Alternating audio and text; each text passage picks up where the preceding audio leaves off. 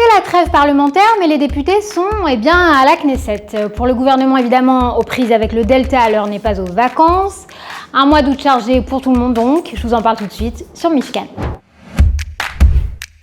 Mishkan, la Knesset décryptée par Myriam Shermer.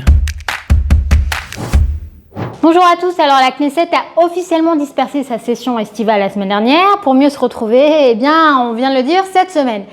Certains ont tout de même pris des vacances, on a pu ainsi apercevoir Benjamin Netanyahou à l'hôtel, ou Bezalel Smotrich en excursion avec ses enfants, mais d'autres se sont retrouvés au bureau, comme nous, au mois d'août. Entre la préparation du budget, les commissions qui supervisent l'action du gouvernement contre le corona justement, et l'éternel chamaille sur les commissions parlementaires, je vous en ai déjà beaucoup parlé, l'agenda reste très chargé. Mais en réalité, même sans ces sessions extraordinaires, le mois d'août représente une opportunité pour travailler et préparer la rentrée politique après les fêtes de début d'année. Donc voici par exemple Yom Tov Kalfon chez Yamina qui nous explique son emploi du temps actuel. Alors que fait-on à la Knesset pendant la pagra, les congés de la Knesset ? On continue de travailler. Nous écrivons des propositions de loi, dans mon cas notamment pour les Olim, pour la reconnaissance des diplômes, un sujet pour lequel on se bat quotidiennement.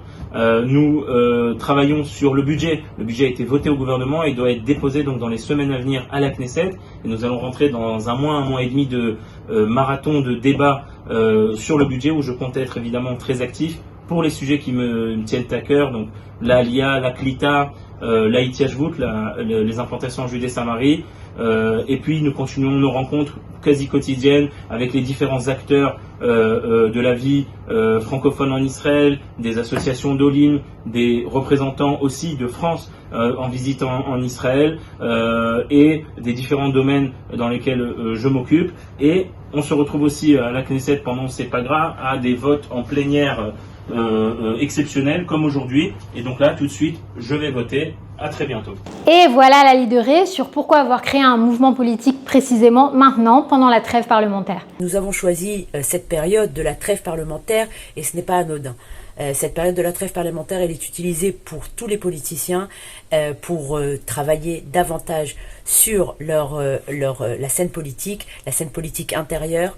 Et donc c'était un moment extrêmement précis qu'il fallait une opportunité qu'il fallait saisir et nous l'avons saisi. Un moment propice de travail donc. Les politiciens bossent dur, mais c'est évidemment les ministres qui trinquent, mobilisés pour essayer de prévenir un confinement en septembre, dans un peu moins de 3 semaines.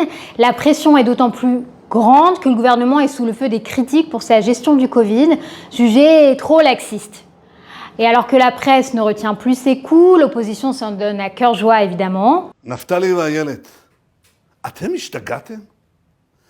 אמרתם אתמול בעזות מצח שהתפקיד שלכם זה להכיל מתים.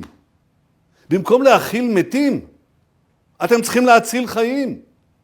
אבל בגלל חוסר הניסיון שלכם, בגלל הבריחה שלכם מהאחריות, בזבזתם זמן יקר.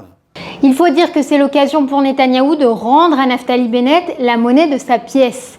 Ce dernier a en effet été féroce avec Netanyahou durant toute l'année dernière, alors que Bibi pilotait la crise du Covid, on s'en souvient. תגידו, אתם מטורפים?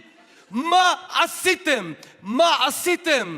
אתם הורסים את החיים של מיליוני אזרחי מדינת ישראל. אתם הורגים אותם מבפנים. Et en réalité, les deux hommes ont toujours eu une relation compliquée. Sur de nombreux plans, Bennett, qui a 20 ans de moins que Netanyahou, ressemble beaucoup à son aîné. Il a grandi dans un foyer américain, d'ailleurs les deux hommes ne se parlent qu'en anglais entre eux.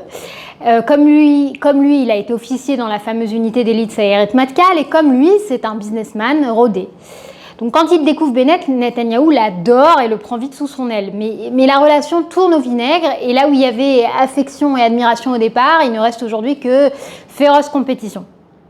C'est pourquoi battre Bennett sur le terrain du Covid est particulièrement important pour Netanyahou. Bibi sait qu'il restera dans les annales de l'histoire comme le monsieur vaccin contre le corona et Bennett, lui, a construit toute sa campagne sur l'idée qu'il saurait mieux s'y prendre. Il joue donc très gros. Et le public dans tout ça, le public adorait Bennett quand c'était le gouvernement Netanyahou qui piétinait, rappelez-vous. Et désormais, le même public a la nostalgie de Bibi alors que c'est Bennett qui peine à la tâche. Jamais content ? Voilà, c'est tout pour Mishkan cette semaine. La semaine prochaine, on parlera un peu plus de la gauche pour changer. N'hésitez pas également à me laisser en commentaire des sujets que vous aimeriez bien qu'on traite dans notre émission. Mishkan, la Knesset décryptée par Myriam Shermer.